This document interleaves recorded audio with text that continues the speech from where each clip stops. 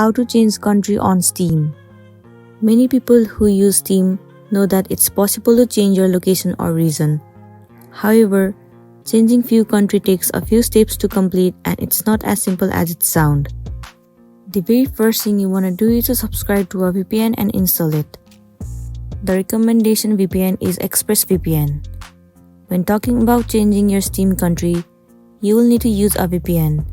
That's because a VPN lets you change your IP to another country, which also changes your online location. As a result, the platform and sites you use will see the country as your real place of residence. So for this purpose, I recommend ExpressVPN. It has servers in 105 countries, offers more than 3,000 servers, and works flawlessly with Steam. Besides, it has a 49% discount and 3 months free for the annual plan. This means that you can use ExpressVPN without the risk of losing money in the case of dissatisfactions.